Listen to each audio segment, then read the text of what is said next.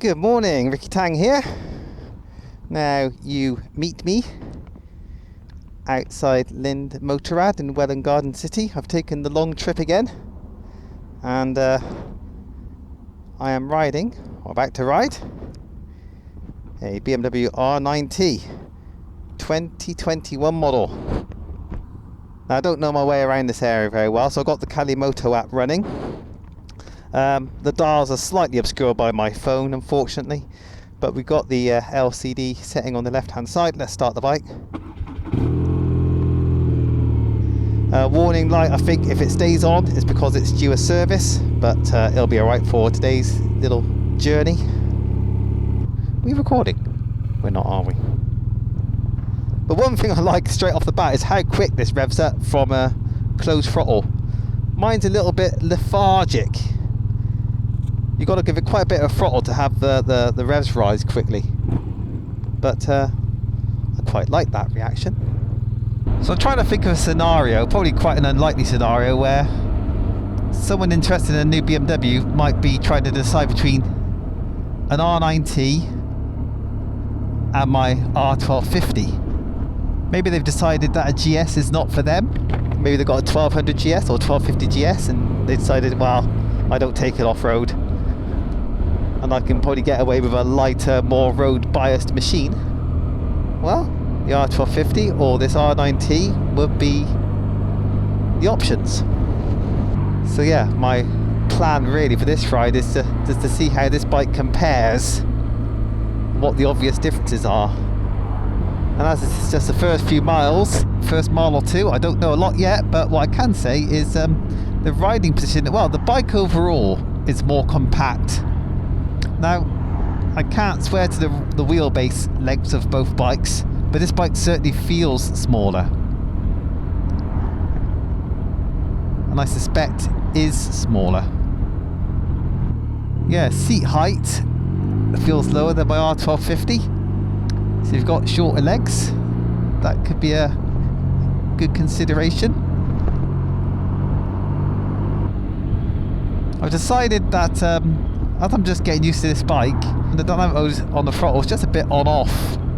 But you would get used to it, I'm sure it wouldn't take long. But right now, why not just use road and just have a more chilled out throttle response?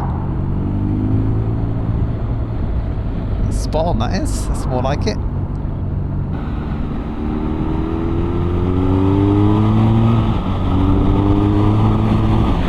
Wow. This bike is not slow. It's got about, I think, 109 horsepower rated, so it's probably at the crank. And fortunately I can only remember the Newton meters. I think it's 114 Newton meters of torque. So both lower numbers than my R1250. But then again, this bike is somewhat lighter than my bike. I think this is 222 kilos wet versus 234 kilos, I think, for mine.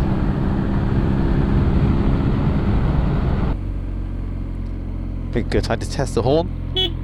Oh, rubbish horn. Anyway, back down this random little road. This suspension is fully adjustable. In fact, you can't see it right now, but I've got separate rebound and compression damping on the fork tops, as well as preload. The bike is on the stiff side, as you might be able to tell from my voice. I might have a little look for a toolkit under the seat later on when I have a chance to have a walk around. See if there's a chance of softening it off before I ride back to the shop. Right, first impressions in comparison to my R1250. Yeah, it's smaller, sharper, stiffer. It's got a surprising turn of speed. I suppose I have to say surprising, based on the fact that I've not ridden one of these oiled air-cooled engines before. And I had the impression there might be a bit of a donkey. Not very exciting, but I think I am being proved wrong. Now where am I? 4th gear. Also want to do a little bit of a pull. 4th gear, 2,500 RPM. What we got? Ooh, yeah. Just a 2.5 is just a little slow to start, but then it picked up quickly. Now this bike hasn't got a quick shifter or auto blipper. I don't know if they are options on this range of bikes. Answers on the screen around about now. What's the calipers we got on here? Are they Brembos or what? Oh, they are Brembos. Let's give it a bit of a pull on the brake, shall we? There's no one behind me.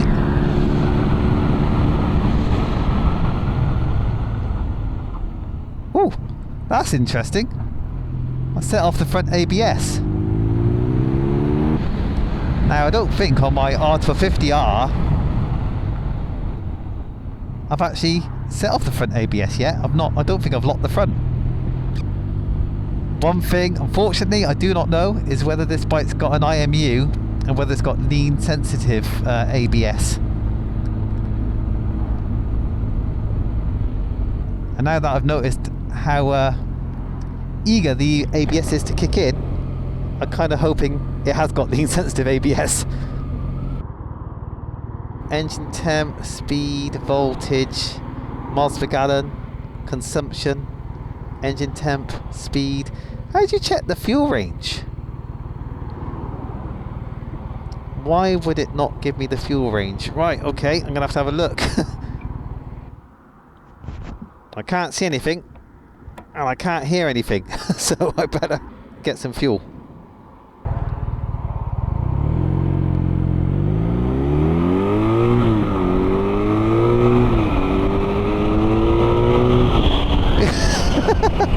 You know what? That has got some surprising power. Well, nineT owners probably aren't surprised, but I sure am. Really? For 2021, BMW have claimed to improve throttle response between about 4,000 and 6,000 RPM. I haven't ridden the earlier models to kind of compare that, but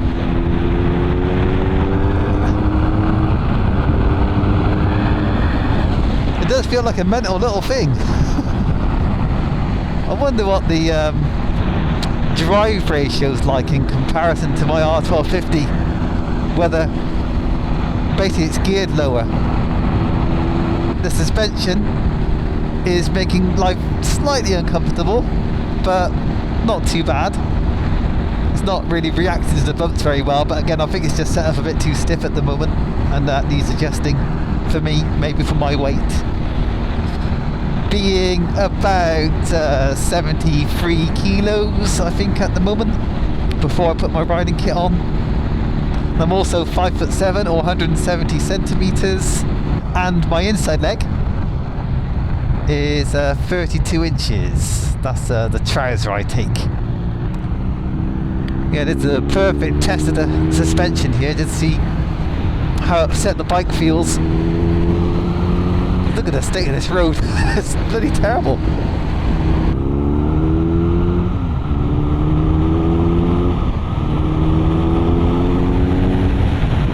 The bike does have a steering damper, which I'm very thankful for, because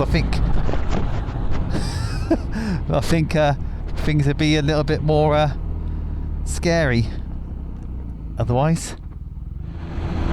Clutchless gear changes do make the bike twitch a little bit, you know, with this engine and the boxer design making it twist left and right a little bit.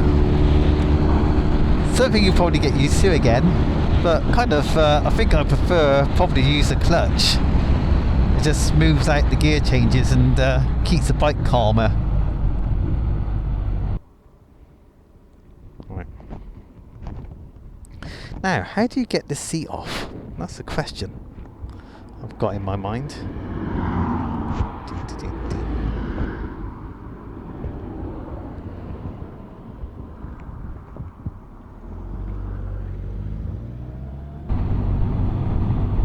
I'm going to do a 6th gear pull here, which...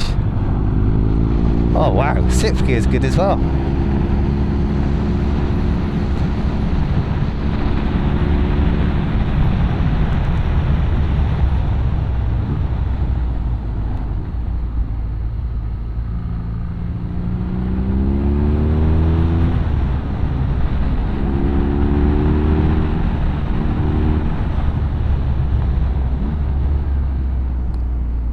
the roads are smooth and it swings through bends a lot like my R1250. My R1250 feels stable, but it flicks quite nicely. It's relatively agile for a big bike, and this feels kind of agile in the same way.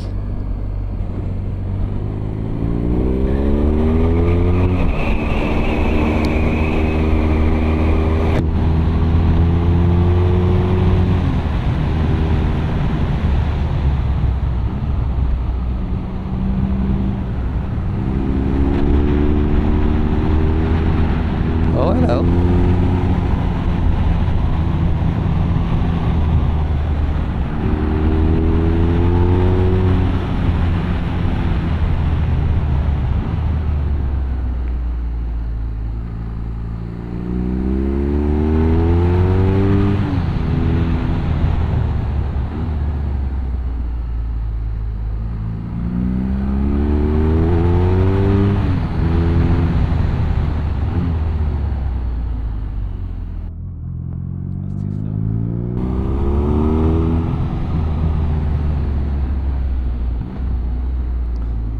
Yeah, this bike is fun on the back roads.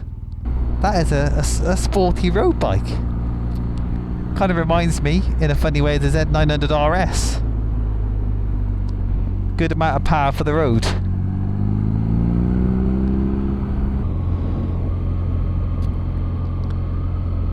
Slowing down again, and the throttle's good.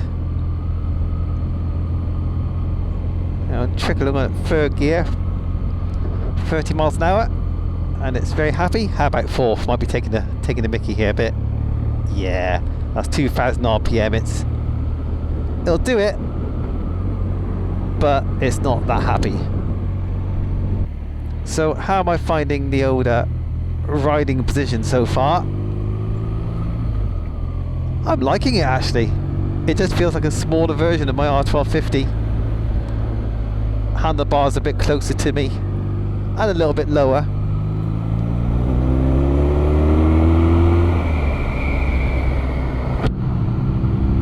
Legs are slightly more, my feet are slightly more forward than they are on the 1250. Oh, hello.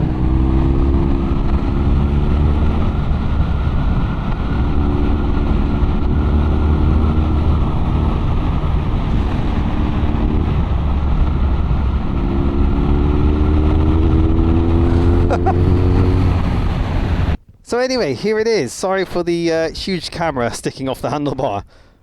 I'm liking this colour scheme in black with the silver cutouts. The exhaust, I like the styling, but it is not loud enough. It needs to be definitely more beefy than what we're hearing now. Seat so far has been quite comfortable. You can see it's quite narrow in the middle as well, so it's quite easy to get your legs down if you are shorter in the leg than I, with my 32-inch inside leg. And you can see Brembos at the front. They look monoblock to me. Could be wrong. I might be able to get the specs up. They are 4 piston calipers at the front, twin piston caliper at the back, BMW branded at the back. Yeah, compared to my R1250, the front ABS is a lot keener to kick in. So by extension, that means the front end is easier to lock than it is on my 1250. Can't really tell you why. The fuel tank's 18 litres, which is not so bad. Not sure of the fuel economy. Does it tell me on this bike? It might. Wow, consumption, I think it just said 55 miles per gallon. So I'll get you a fair distance if you can stand the wind. You do get a fair bit of wind blast, but it doesn't seem to get churned up at all. You do seem to get quite a nice constant pressure on you mostly. So obviously it's been pretty dry, but look how unprotected this rear end is. No hugger at the moment. You can see the shocks getting a bit of a beating from puddles. So yeah, a hugger of some description I think will be in order if you're going to ride in rubbishy weather. So I think I'm going to have to get buckled up and get back to the bike shop. My bottom's still in good condition, you'll be pleased to know, so far. and it's been over 2 hours now. So let's try to summarise a bit. At the start of the ride I was saying, what if someone was coming maybe from an R1250 GS, decided or realised that, you know, an off-road style bike is not really what they needed. In terms of road style flat twins, naked ones, the options are this bike basically, or its derivative. Can't comment on those, I've not ridden them. Or the R1250. Well, I'd say fairly confidently that this feels sportier than my bike. It's funny, I thought that my R1250 was the naked version, you know, the naked equivalent in the range of the S1000R. But this is closer really. I think this is closer to the ethos and the design intent of the S1000. This feels sharper and angrier than my R1250. This bike does feel pretty damn handy on the A and B roads. My bike, the R1250, feels more stable. And to be honest with you personally, I think I prefer that stability, that security. When you're pretty much going at the same sort of speeds, it just feels more relaxed doing it. But I am going to miss this engine. There's certainly aspects about this engine which I prefer to my 1250. In terms of pillion, my bike, the R1250, much better pillion accommodation, bigger seat, wider seat. I think that'd be more comfortable, generally speaking. But yeah, this is more of a one-up naked sports bike than the 1250.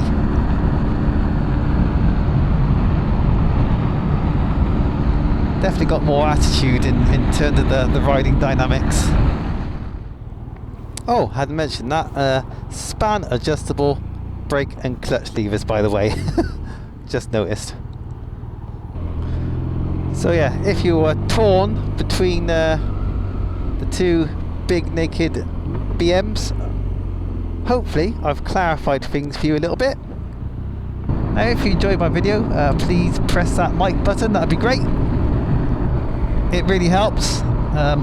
It helps the video get recommended to other viewers, other YouTube users. The more recommendations I get, the bigger my channel gets, and hopefully then the higher my chances of riding more motorbikes for you guys. It's not for me, this is totally a selfless exercise, obviously. If you want to see more reviews and see me do more things with my R1250R, then please consider subscribing.